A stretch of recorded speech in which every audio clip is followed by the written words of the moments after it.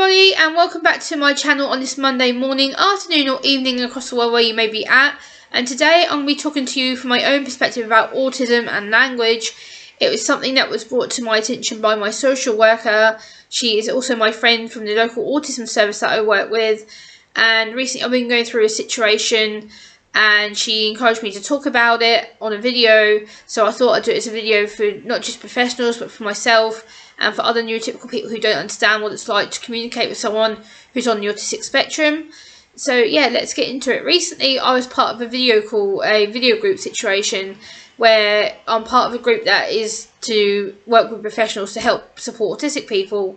and during this group we were talking about communication. And what I felt had gone wrong was that the fact that everybody was over talking each other, and for me, as on the autistic spectrum, I do get quite overstimulated quite easily and anxious. And what I found during this video call was that not a lot of people were giving enough people room to talk or time to process information, and also that I found the words really big. So when it comes to saying like formal business words or formal medical words, I understand that we have to have some form of formal context into it. I understand that because of the professional content and the professionals who are working with us to make our lives better. But at the same time, if they want to involve people with autism and people who have neurodiverse conditions,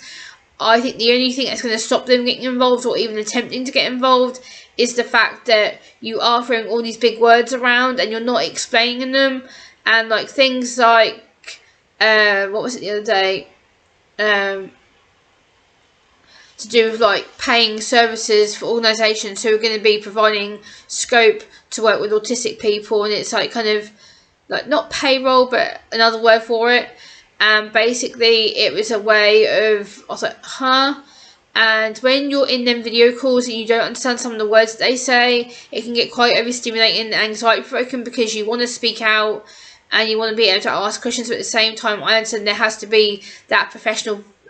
wording and some of the medical word because of how the content is discussing autistic people and how to help them in their lives moving forward with writing this strategy. And again, words like strategy can be quite overwhelming because not a lot of people know what strategy is. Obviously I do, because I've been part of this group for a while. So for me, strategy means it's a plan, it's something that's upcoming, it's something that we're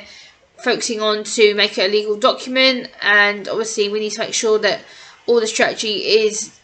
in mind with autistic people with neurodiverse conditions. But at the same time, again, we have to make sure that the language of every single meeting, if you want to involve autistic people or people with neurodiverse conditions, is that you include us by using words that we're going to be able to understand and fully get our opinions involved in. Because if you are doing these meetings and you have to keep using these long lettered words and a lot of jargon talk, it's going to confuse us, it's going to isolate us, and to be honest with you, it's not going to be able to involve autistic people or people with neurodiverse conditions, because it will shut them down, it will get them to withdraw, you're going to have less communication on your hands because they won't be able to process what's being said because there's so many words being thrown around in their heads and they're trying to process the conversation to understand what you mean and how to give our own involvement. So for me, again, if I'm on a video call and you're talking big words or you're using a lot of jargon, please try and break that down and try and simplify it, because a lot of autistic people and myself, we can't cope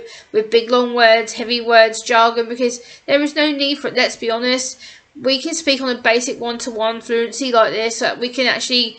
relay each other's words and understand what we're saying. But all these heavy words, all this technical jargon needs to stop, because you are isolating us from contributing to the discussion, you are getting us overstimulated, you are getting us anxious. I think the problem is with that is that you're going to lead us into shutdown, and when we get into shutdown we are non-verbal, we become withdrawn, we become isolated, we become nervous. And I had to hold this in for weeks and weeks and weeks until I recently spoke to my social worker about it, and I said to her, look, this is the reason why I haven't been taking part, because all these big words and people over speaking each other, it can get quite frustrating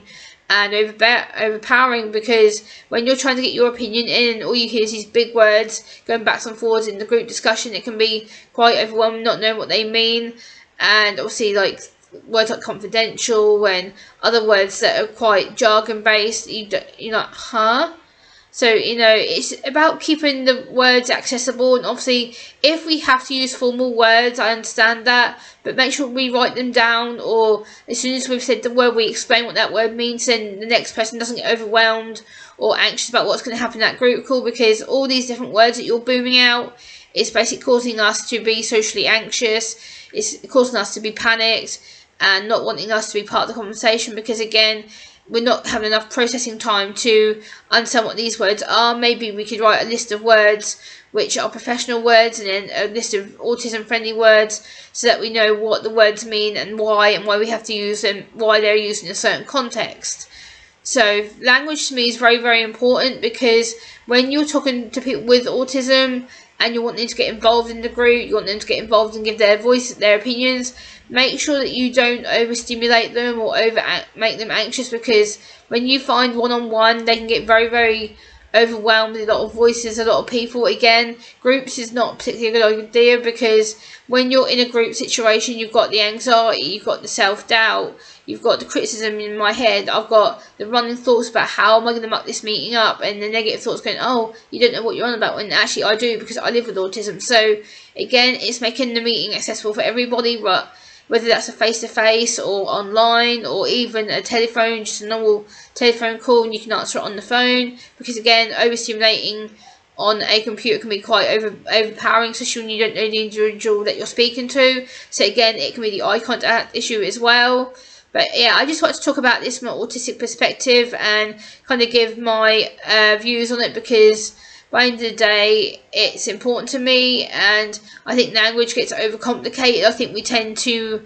overpower it and tend to make it worse than what it is. But again, with people with autism, people with neurodiverse conditions, the language can get over clinical and overbearing. So again, it's making sure that we can all get on and understand what's being said.